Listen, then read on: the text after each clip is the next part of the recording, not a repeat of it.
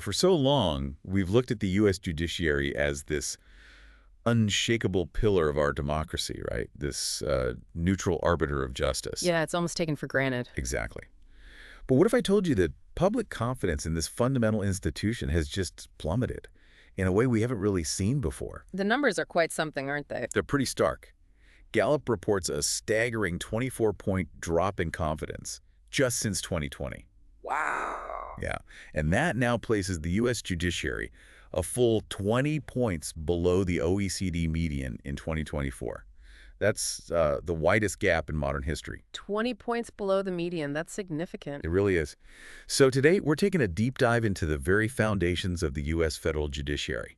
We're going to look particularly at the, let's say, contentious topic of lifetime tenure for judges. Right. It's definitely a hot topic. We'll explore why it was established in the first place, how dramatically the world has changed since then, and, what that means for trust in our courts today. And this isn't just about abstract legal concepts, This is about how one of the three co-equal branches of our government actually functions, and its profound, tangible impact on American society. Understanding these shifts is absolutely crucial, I think, to grasping the challenges we currently face as a nation. Okay, let's unpack this then before we get into the why and the how it's changed.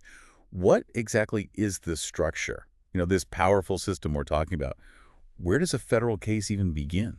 Well, at its core, the federal judiciary is laid out in Article 3 of the Constitution, and it was designed specifically for independence. Okay. It's built as a three-tiered system. So when you ask where a federal case starts, you're looking at the district courts. The district courts. So if I'm understanding correctly, that's where someone would go if they were directly involved in a federal case, sort of like the entry point. Exactly. Think of them as the primary trial courts. We have 94 of these federal judicial districts across the U.S. 94. Yep. Handling everything from civil disputes to criminal cases under federal law. Typically, a single judge presides, often with a jury. Right. And magistrate judges assist with the preliminary work, keeping things moving efficiently. Got it. And what happens if someone isn't satisfied with the district court's ruling? Where do they go from there? Then the case would likely move up to the courts of appeals, often called circuit courts. Circuit courts, okay. There are 13 of these intermediate appellate courts. 12 are geographic, covering different regions, and one is specialized for things like patent law or claims against the government. Specialized, right? Now, these courts don't conduct new trials. Their job is really to review what happened in the lower court, ensuring the law was applied correctly. Reviewing the law, not the facts again. Precisely. Cases are almost always heard by a panel of 3 judges, and their decisions set binding precedent for the district courts within their circuit. Binding precedent. So they're reviewing the process and the legal application, not relitigating the facts. And then, at the very pinnacle, the Supreme Court. How does that fit in? The Supreme Court of the United States sits right at the very top. It's composed of a Chief Justice and 8 Associate Justices. 9 in total. 9 total. It primarily exercises appellate jurisdiction, meaning it hears appeals from the circuit courts mostly, but it also has limited original jurisdiction, for example, in disputes directly between states. Okay. But what's truly critical here is the Supreme Court's power of judicial review. Marbury v. Madison. Exactly. Established way back in 1803, this allows it to declare laws or executive actions unconstitutional. Its decisions are binding precedent for all lower federal and state courts. Wow. Which makes its rulings incredibly impactful and far-reaching. That's a powerful structure, absolutely. So, given the immense influence these courts wield, how do these powerful individuals actually get on the bench in the first place? How does that work? Well, the process for appointing federal judges, all the way from district courts up to the Supreme Court, is meticulously detailed in the Constitution.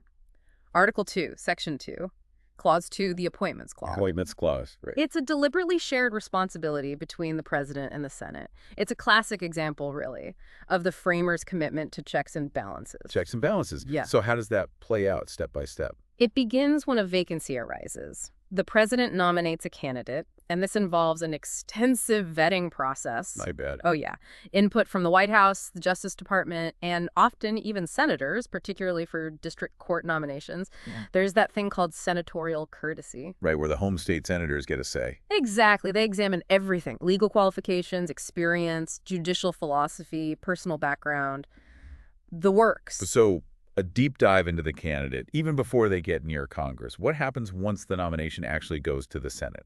That's when the candidate heads to the Senate Judiciary Committee for a really thorough review. This involves detailed questionnaires, FBI background A checks, background check, sure. and public hearings where committee members grill the nominee extensively on their legal views, past rulings, temperament, understanding of constitutional principles. Sounds intense. It can be. And interested parties, both for and against the nominee, can also submit testimony. And after those hearings, what's the next step? The committee votes on whether to recommend the nominee to the full Senate. A favorable vote is usually essential for the nomination to proceed. Usually, yeah. Finally, the nomination moves to the floor of the full Senate for debate and confirmation.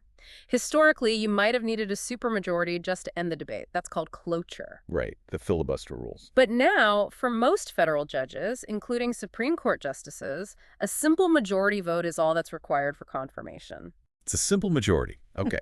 It certainly sounds like a meticulously crafted process for its time, designed to be a careful balancing act.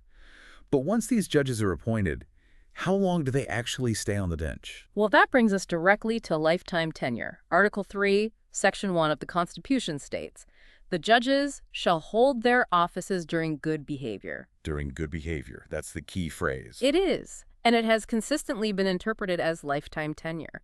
The only way to remove a federal judge is through impeachment by the House and then conviction by the Senate. Which is for, what was it? Treason, bribery, or other high crimes and misdemeanors? That's the one. A process that is intentionally difficult and, frankly, very rarely used. Here's where it gets really interesting for me.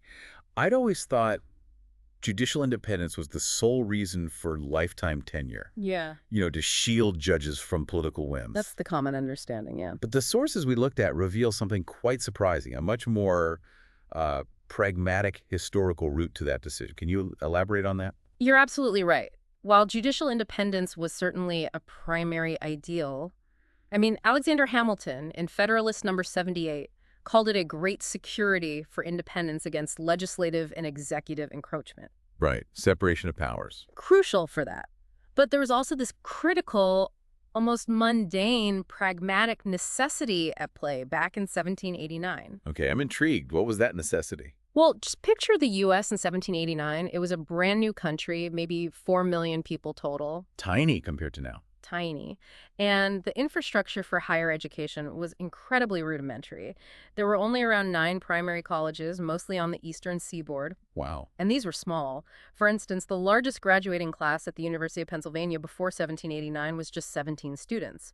The total number of college graduates in the whole country was likely only in the low thousands. 17 students. That's hard to imagine. And here's the key part. Formal law schools basically didn't exist then. Legal training relied almost entirely on apprenticeship. Like learning a trade. Exactly. Typically 3 to 5 years working in an established lawyer's office, reading texts like Blackstone, observing courts.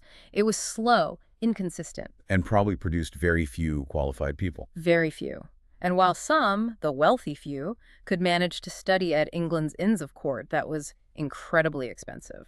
A transatlantic passage alone cost maybe half a common laborer's annual wage. So completely inaccessible for most people. Pretty much. Imagine trying to staff a brand new federal judiciary. The sources mentioned New York City, a bustling hub even then, only had about 40 lawyers in total in 1785. Exactly. 40 lawyers. That paints quite a picture of the legal talent pool, doesn't it? It really does.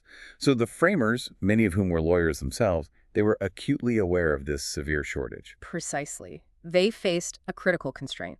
They needed a capable and stable judiciary to interpret the Constitution and federal laws, but the pool of formally trained legal minds was just tiny. So lifetime tenure became a profoundly strategic way to secure and, importantly, retain this precious, scarce resource for as long as possible. Okay, that adds a whole new layer. So what were the strategic outcomes of that decision, specifically in that context of scarcity? Well, by offering security, prestige, and independence, lifetime tenure helped achieve, I'd say, 3 critical goals for the fledgling nation. What were they? First, it secured the long-term service of the few available legal minds. That was essential just to build the judicial branch from scratch. Okay, retain the talent. Second, it ensured stability and continuity. You needed consistency in the development of federal and constitutional law to establish legitimacy, prevent high turnover. Makes sense. Stability. And finally, it served as a powerful incentive. It helped attract the most qualified individuals to public service on the bench rather than them being drawn to potentially more lucrative private practice. Prestige, security. Yeah. I can see how that would work. Right. So independence plus practical necessity. Okay, that was the 18th century, a time of extreme scarcity, fledgling institutions. Now, let's fast forward to the 21st century. That original necessity behind lifetime tenure, that dire scarcity of legal talent, it seems like that's completely vanished. Oh, it truly has. The contrast is just stark. Today, the U.S. has over 1.3 million active lawyers. 1.3 million. Yeah. And nearly 200 established, accredited law schools graduating tens of thousands of lawyers annually. The legal talent pool now is incredibly deep, diverse, and robust. So if that original pragmatic justification doesn't really apply anymore, what kind of concerns does this shift raise in our modern context? What are the problems? Well, this shift has essentially transformed judicial longevity from what was a necessity into a form of entrenchment. Entrenchment, okay. In the 19th century, judges served, maybe 10 to 15 years on average, lower life expectancy. Right. Today, with advancements in healthcare and so on, justices regularly serve for 25, 35 years or even more. I mean, think about Justice William O. Douglas, 36 years on the court. 36 years. Justice John Paul Stevens, 34 years.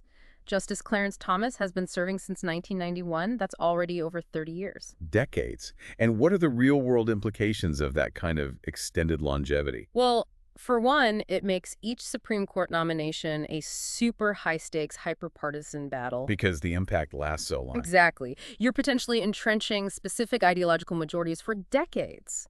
It also encourages strategic retirements. Timing the departure. Right, where justices might time their departures to ensure a president of their preferred political party is in office to choose their successor. That further politicizes the judiciary. Yeah, you can see how that would happen. And this tension isn't entirely new either. Think back to the court packing crisis of 1937. FDR, right? Trying to add justices. Exactly. President Roosevelt tried to expand the court after it struck down some key New Deal legislation. It illustrates this inherent tension between a permanent judiciary and the ability of elected branches to respond to national crises or changing public will. Even though his plan failed, it showed the pressure. It absolutely revealed the pressure, and arguably the court did shift its stance afterwards. This raises a really important question for us listening today. How does this system, rooted in the late 1700s with that specific context, cope with our incredibly rapidly changing modern world? Well, it struggles, frankly. We face these widening generational gaps. Yeah.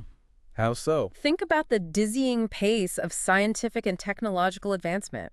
AI, biotechnology, cybersecurity, climate science. Things the framers couldn't have possibly imagined. Not even remotely. So judges appointed decades ago may lack an intuitive understanding of these cutting-edge fields.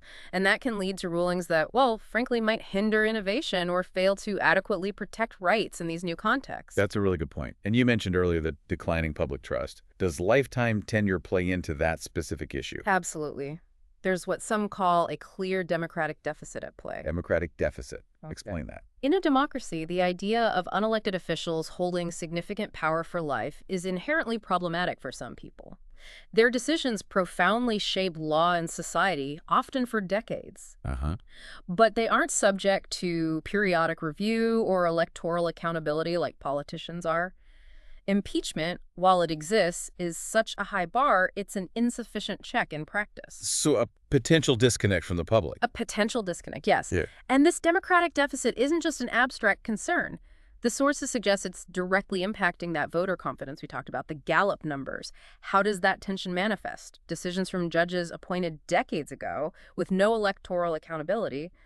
How might that feel to a rapidly evolving electorate? Yeah, I can see the friction there. It makes the U.S. model increasingly anachronistic, really, especially when you compare it to other democracies. That's fascinating. The U.S. system really is an outlier globally when you look at how other democracies structure their highest courts, isn't it? It really is. Most modern democracies limit judicial terms or have mandatory retirement ages. Like where? For example, Germany has 12-year fixed terms for its constitutional court judges. India retires Supreme Court justices at 65. Okay. Canada, Australia, New Zealand, Israel. They all have mandatory retirement, usually around 70 or 75. South Africa even has a 12-year non-renewable term for its constitutional court judges. So pretty much everywhere else has limits. Pretty much. The U.S., with no term limit or mandatory retirement for federal judges, is the exception, not the rule. Which clearly demonstrates that it's entirely possible to design systems that preserve judicial independence while still incorporating regular turnover and accountability. Exactly. It shows there are other models that balance independence with democratic principles. Okay, so given all these challenges, the entrenchment, the democratic deficit, the global comparison, the conversation is clearly shifting toward reform. It is. There's a lot more discussion about it now. And the sources we reviewed lay out a pretty comprehensive blueprint to address this crisis of trust. Let's dive into these proposed solutions. They're designed not to undermine independence, right, but to strengthen it for our time. That's the stated goal, yes, to modernize it. So what's the approach? What's the first pillar? The proposed structural judicial reform is built on what one source calls a 5-pillar framework. Pillar 1 focuses on randomized judicial panels. Randomized panels? How would that work? The idea is to inject impartiality directly into the system. For the Supreme Court, one proposal is to expand it, maybe significantly, say, to 27 justices. 27? Wow. Yeah, a bigger pool. Then, for each case, a panel of 9 justices would be selected randomly, lottery style. Like drawing names out of a hat? Sort of, yes, Yeah. with no substitutions allowed purely by chance. So you wouldn't know which 9 justices would hear your case. No more predicting outcomes based on the current makeup. That's the idea. Eliminate ideological predictability and the perception or reality of judge shopping. And would that apply to the lower federal courts too? Yes, the proposal suggests similar randomized, blind, perhaps algorithmically driven allocation systems for cases in the district courts and circuit courts as well. Interesting. So enhance neutrality and legitimacy through randomness. That's pillar 1. Right. So that's a radical reimagining of how cases are assigned. But what about how judges are chosen to begin with? That gets back to the appointment process. Is that pillar 2? Yes, exactly. Pillar 2 proposes a merit-based peer nomination system. The goal here is to elevate expertise over politics in the selection process itself. Peer nomination. Right. So judges nominate other judges. Essentially, yes. The idea is that nominations for federal courts would come primarily from an internal voting system involving current federal and state judges. How would that work mechanically? Votes would be weighted. For example, sitting Supreme Court justices might get 5 points per vote, federal appellate judges 4 points, federal district and state supreme judges 3 points, and so on down the line. Weighted voting. Okay. And critically, under this proposal, the executive branch, the president, would be entirely excluded from generating the initial nominee pool. Wow. No presidential nominations. Not for generating the pool, no. Yeah. The candidates with the highest weighted peer votes would form the pool from which the Senate would then consider nominees. What's the rationale for taking the president out? The argument is that the 1789 executive-driven process, designed when there were maybe a few hundred lawyers total, is obsolete now with 1.3 million lawyers and nearly 200 law schools. Judges, the argument goes, are uniquely positioned to assess the qualifications, temperament, and merit of their peers. So diminish partisan control, elevate merit, maybe promote diversity based on competence. That's the intention. Okay, taking the president out of nominations is a huge shift. Yeah. How does the Senate then confirm them under this new blueprint? That's pillar 3, I'm guessing. You got it. Pillar 3 is randomized Senate confirmation panels. This aims to diffuse partisan influence while still preserving the Senate's constitutional advice and consent role. Randomized panels here too. How, for each nominee drawn from that peer-generated pool, a confirmation panel consisting of, say, 1/3 of the sitting senators would be randomly selected. 1/3. The selection would be blind, its decision would be binding for that specific nominee, and crucially, the panel would change randomly for each subsequent nominee. So no more drawn-out, highly politicized hearings with the entire Senate Judiciary Committee or full Senate floor fights for every single nominee. That seems to be the aim, preventing coordinated party line confirmations or blocks. It sounds like it would diffuse that intense political pressure and maybe shift the focus back towards the nominee's actual qualifications rather than just partisan scorekeeping. That's the theory behind it, yes. Make Yeah. it less of a predictable political battle. Okay, pillars 1, 2, and 3 seem to tackle case assignment and the appointment confirmation process. We've talked a lot about the problem of judicial longevity and entrenchment. How does this blueprint address that directly? I imagine that's pillar 4. It is indeed. Pillar 4 is fixed terms and generational rotation.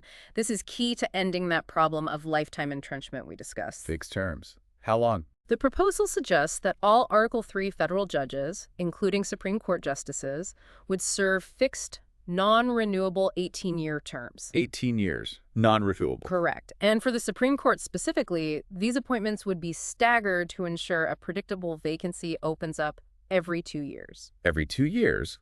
Like clockwork. That would certainly take the high-stakes panic out of individual appointments, wouldn't it? It should significantly lower the political temperature around each vacancy, yes. Make it a regular, expected part of governing.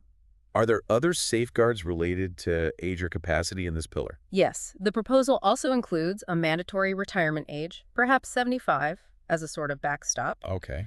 And interestingly, starting at age 70, judges would undergo confidential cognitive assessments just to ensure continued mental acuity. Confidential assessments. That's aimed at capacity, not ideology. Exactly. The overall benefits here are clear.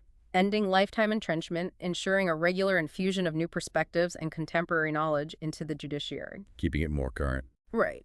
Promoting intergenerational and interdisciplinary adaptability, and as you said, reducing the high stakes and political toxicity of appointments. Okay. That addresses the tenure issue head on. Yeah. And finally, Pillar 5. How do these reforms propose rebuilding public trust more broadly, beyond just how judges are appointed and how long they serve? What's the focus here? Pillar 5 is all about transparency, ethics, and oversight. This is crucial for rebuilding public trust. A key proposal is establishing an independent judicial oversight council. Let's call it CJOC. CJOC. What'd it do? This would be a permanent, nonpartisan body. Think retired judges, legal scholars, ethicists, maybe even citizens. Its job would be to oversee judicial ethics and conduct across the federal judiciary, including the Supreme Court. So an independent ethics watchdog, not internal. Precisely. It would audit financial disclosures, review complaints from the public or lawyers, investigate potential misconduct, and publish annual reports. It could even issue public reprimands or, in serious cases, refer matters for congressional impeachment. That sounds like a significant step towards accountability. What else is in this pillar? There's also a proposal for a publicly accessible judicial recusal and disclosure registry. A public database. Yes. It would log all financial disclosures and instances where judges recuse themselves from cases, importantly, requiring written explanations for those recusals. This allows the public and watchdog groups to monitor potential conflicts of interest. Transparency on conflicts. Makes sense. Anything else? Mandatory judicial education is another component. Every 5 years, say, judges would need continuing education, including on emerging areas like AI, climate science, cybersecurity, digital rights. Keeping them up to speed. Exactly. Plus critical training on things like implicit bias and even improving the clarity of their legal writing. Better communication. Okay. What about assessing their actual performance on the bench, day to day? The framework suggests a non-punitive peer and expert performance review mechanism, maybe every 5 to 7 years. This wouldn't be about punishment, but about assessing things like clarity, impartiality, timeliness in issuing decisions, and adherence to ethical standards. Feedback for improvement. Constructive feedback. And making information more accessible. Yes, finally, a public access and judicial metrics dashboard, an online portal providing data on case timelines, decision rates, dissent patterns, ethics outcomes, making the court's operations more transparent. And crucially, all opinions, especially from appellate courts and the Supreme Court, would need to be accompanied by clear, concise, plain language summaries, making the law understandable to everyone, not just lawyers. Plain language summaries. That would be a huge help for public understanding. Absolutely. Beyond those 5 core pillars, the sources also touch on some additional innovations, things like maybe citizen expert panels to provide non-legal context in really significant cases. Right, bringing in outside expertise for complex issues. Exploring AI-assisted drafting carefully, ethically, just for routine matters, under strict human review to improve efficiency. Potentially, yeah, with strong safeguards. Establishing maybe a People's Advocate Office to represent broad public interests in major constitutional cases. An interesting idea to give the public a direct voice. And just reinforcing that idea of universal, easy online access to all court decisions, complete with those crucial plain language summaries we just mentioned. It all points towards making the judiciary more transparent, accountable, and ultimately more trusted. Okay. So, to kind of wrap this part up. Yeah, if we summarize the core problem identified in these sources, It's that the U.S. judiciary is increasingly perceived by a significant portion of the public as entrenched, partisan, and unaccountable. Which, as that Gallup poll showed, leads to a weakening of our democratic fabric and that critical public trust. Exactly. And the purpose of these reforms, as laid out in the sources we've been discussing, isn't necessarily to destroy judicial independence, is it? No, the argument presented is that the goal is to reconstruct it, to put it on more democratic, equitable, and fundamentally modern foundations suitable for the 21st century. Right. It's about adapting. It seems vital that the judiciary evolves, like any institution, to meet these complex 21st century challenges and, crucially, rebuild the public trust that's essential for its legitimacy and its continued effectiveness in our system of government. It really makes you think. The framers of our Constitution, they adapted their understanding of governance to the new challenges they faced in their time, right? They created something new based on their reality. They absolutely did. It was a product of its time and their best thinking then. So if we connect this to the bigger picture for us today, maybe the final provocative thought for you, the listener, is this. What does constitutional fidelity, being true to the Constitution, truly mean in our own rapidly evolving world? And how might we, as a society, continue that process of reviewing and renewing our foundational documents and institutions, like the judiciary, to best serve the principles of democracy and justice, not just for our era, but for the generations to come?